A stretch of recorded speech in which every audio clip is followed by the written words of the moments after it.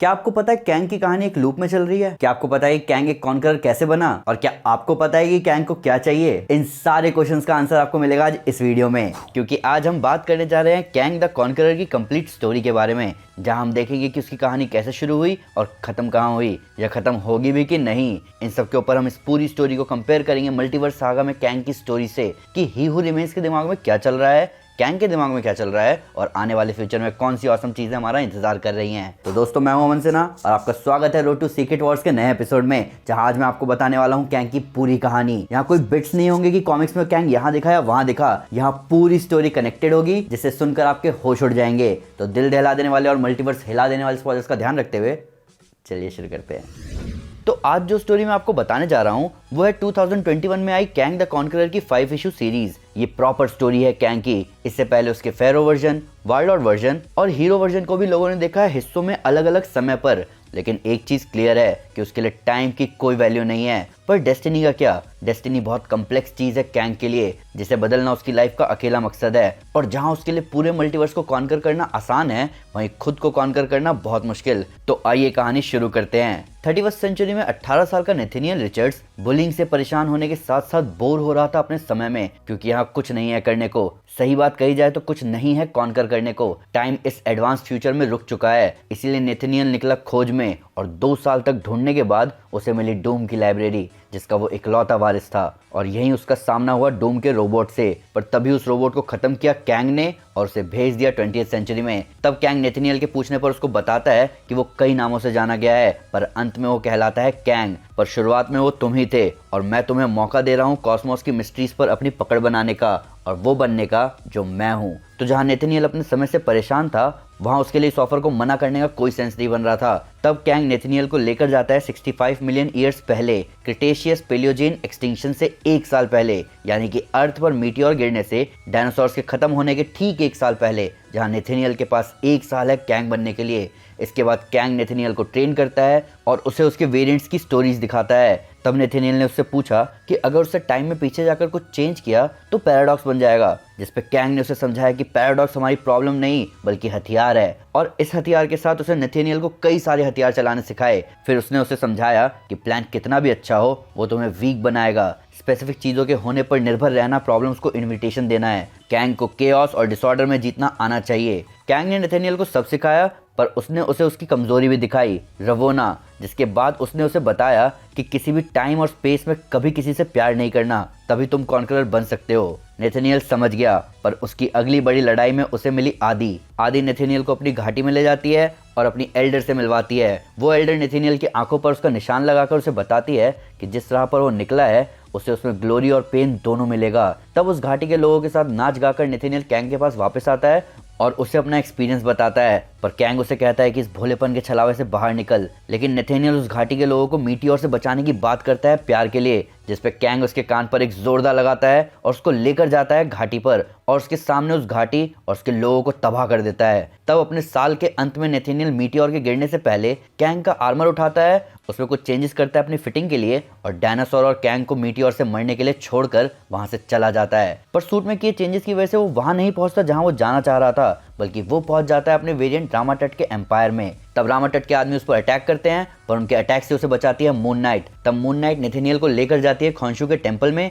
जहां वो उसे अपना असली नाम बताती है, रवोना। नेथेनियल तभी कैंग की बात याद करता है कि कभी प्यार मत करना, पर उस पर कैंग की बातों का उतना असर नहीं होता। तब नेथेनियल ये सब सोचता हुआ बनता है आयरन लैड, एक हीरो जो कि मून नाइट की मदद करता है रामाटट के एम्पायर पर अटैक करने में। और तब वही होता है जिसके लिए कैंग ने उसे मना किया था। जिसके बाद रामाटट के लोग नेथेनियल और रवोना द मून नाइट को पकड़कर रामाटट के सामने लाते हैं। रामाटट रवोना पर अल्ट्रा डायोड रे यूज करता है, जिसकी वजह से रवोना का खुद पर कंट्रोल नहीं रहता और वो स्लेव बन जाती है रामाटट की। ये देखकर नेथेनियल अपना आयरन लैड सूट पहनते हुए बोलता है कि ये सब रोक दो नेथेनियल।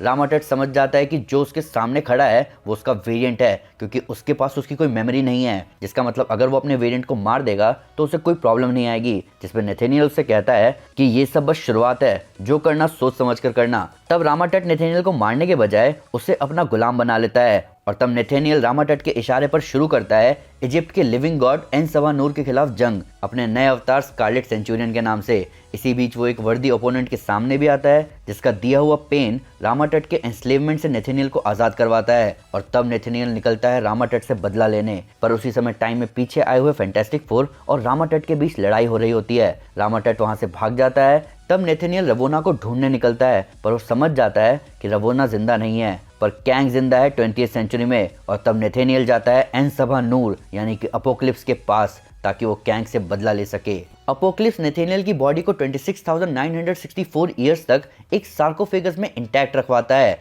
और तब नेथेनियल करता है असली टाइम ट्रैवल।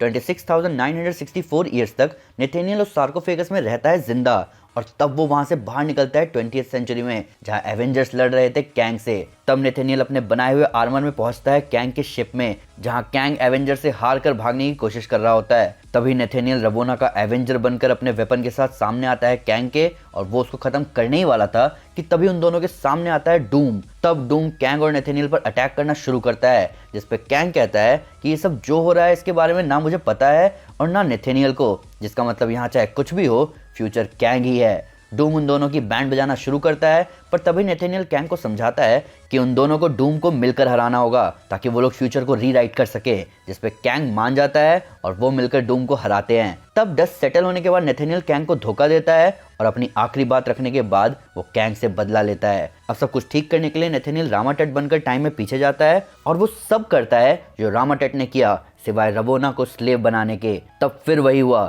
फैंटास्टिक फोर आए, उन्होंने रामाटट को हराया और रामाटट यानी नेथेनियल वहां से भाग गया और पहुंचा अपने ओरिजिन से 1000 साल आगे एक जंग से भरे फ्यूचर में। पर वहां उसे जो दिखा वो देखकर वो हैरान था। उसने देखा रवोना को। रवोना ये देखकर हैरान थी कि नेथेनियल को उसका नाम कैसे पता चला, पर तब भी वो उसे बताती है कि धरती से लेकर आसमान तक सब सड़ चुका है, सेफ जैसी कोई जगह नहीं है। तभी वो दोनों निकल जाते हैं और उस वेस्टलैंड के सैवेजेस को एक एक करके मारते हैं। वो दोनों दिन रात जंग लड़ते हैं और रवोना उसे बताती है कि उसे एक क्रेटर याद है, उसके कोई पेरेंट्स नहीं है, वो बस आसमान से गिरी और धरती उसे कंज्यूम नहीं कर पाया। दुनिया उसके लिए शैडो है और कोई उसको नहीं हरा सकता, अब सिर्फ कन्क्वेस्ट ही बचा है। वो दोनों और सैवेजेस मारते हैं। तब नेथेनियल रवोना को बताता है कि वो उससे प्यार करता है, जिसपे रवोना उसे पटक कर कहती है कि तुम हमारी टेक्नोलॉजी को हमसे ज्यादा समझते हो, तुम्हें हिस्ट्री के बारे में सब पता है और इतनी सारी पावर से तुम सिर्फ मुझे क्लेम करने आए हो, पर मैं वो नहीं हूँ जो तुम सोच रहे हो, मैं तुम्हारी नहीं हूँ, मैं सिर्फ अपनी हूँ।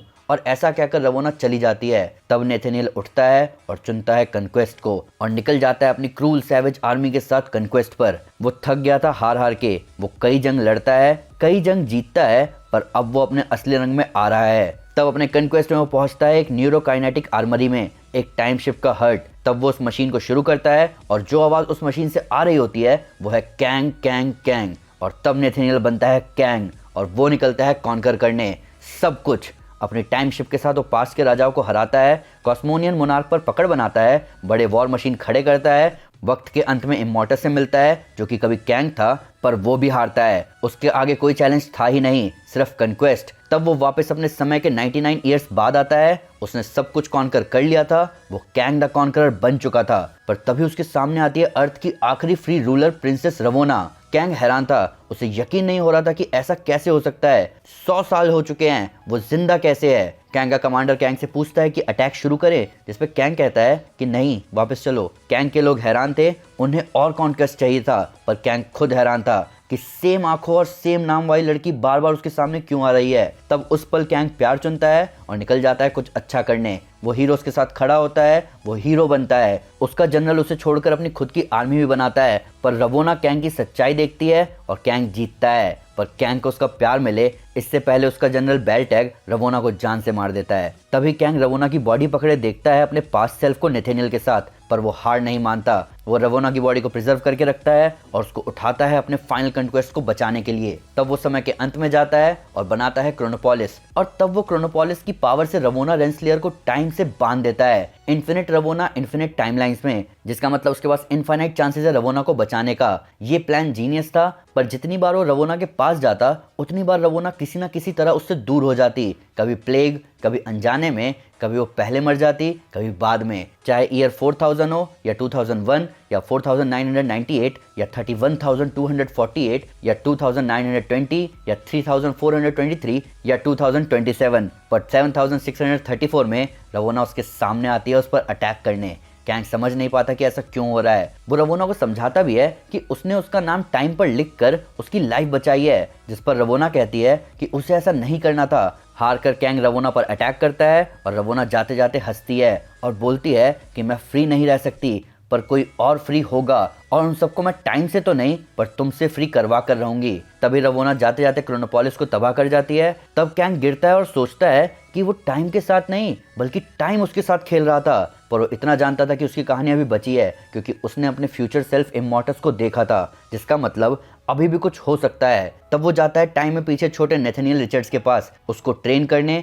वापस अपने जैसा बनाने। पर नेथनियल फिर वही घाटी ढूंढता है। कैंग उस घाटी को खत्म करने जाता है और जब वो एल्डर को मारता है तब वो देखता है कि वो एल्डर कोई और नहीं बल्कि रवोना ही है। तभी छोटा नेथनियल फैसला करता है कैंग को धोखा देने का, पर ये नेथनियल का फैसला नहीं था, ये कैंग का ही किया धरा था। तब नेथनियल जाने के बाद कैंग अपना इमॉर्टस सूट पहनता है और उठता है समय से ऊपर और कहता है नेवर एवर लव। अब ये कहानी हमें बहुत कुछ बता गई कैंग के फ्यूचर और टाइम लूप के बारे में। हमने एमसीयू की लोकी सीरीज में रवोना रेंसलेयर को देखा था। वो भी नहीं जानती थी कि ही हू रिमेन्स ने उसे वहां क्यों रखा था, पर वो इसका पता लगाने निकली है। दूसरी तरफ ही हू रिमेन्स की बात करें तो उसने अपनी डेस्टिनी एक्सेप्ट कर ली है और रवोना को अपने इतने ही पास रखा है जितना रख सकता है। तो क्योंकि उसने अपनी डेस्टिनी एक्सेप्ट कर ली है इसीलिए वो शांत है, क्योंकि उसको पता है कि क्या होगा, उसे पता है कि क्या हो चुका है और उसने फैसला किया है सब कुछ चलने देने का। अभी हम क्वांटमेनिया के कैंग की तरफ देखें तो वो बेचैन है नेथनियल की तरह अपनी डेस्टिनी को बदलने के लिए। अब इसमें ईवल और गुड वाली बात करें तो जो सेंटिएंट टाइम को कंट्रोल करने के छलावे में जी रहा है वो दूसरों को ऐसे ही ट्रीट करेगा जैसे कोई इंसान चींटियों को देख रहा हो। अगर इंसान को चींटियों का फार्म तबाह करना है तो इसमें उसको टाइम नहीं लगेगा, ना ही चींटियों को पता लगेगा कि उनके साथ क्या हुआ, पर गलत तो इंसान की बेचैनी ही है। तो अब देखना ये है कि एमसीयू का कैंग कितनी चींटियों के फार्म तबाह करेगा अपनी डेस्टिनी को चेंज करने के लिए। तो दोस्तों ये थी कहानी कैंग द कॉन्करर की। अभी बहुत सारे इंपॉर्टेंट प्लेयर्स डिस्कस करने हैं जबरदस्त सीरीज में। आपको कई बड़े रोल बताने हैं और कई खतरनाक इंटरकनेक्टेड कहानियां डिस्कस करनी है, पर फिर भी अगर उससे कोई डिटेल मिस हो गई हो या आपका कोई नया फैक्ट इस वीडियो से रिलेटेड तो प्लीज हमें कमेंट में जरूर बताएं। हमारे सोशल मीडिया हैंडल पर हमारे साथ शेयर करें, हम हर जगह हैं। तो दोस्तों अगर आप एवेंजर्स को थैनोस से स्पेस में टकराते हुए देखना चाहते हैं तो मैं आपको हमारी infinity gauntlet comic series recommend करूंगा। साथ ही साथ अगर आपको वीडियो पसंद आए तो इस वीडियो को लाइक और शेयर जरूर करें और ऐसे कई सारे सुपर कंटेंट के लिए हमारे चैनल को सब्सक्राइब करना ना भूलें। Thank you guys, this is Aman Sinha and you are super piece.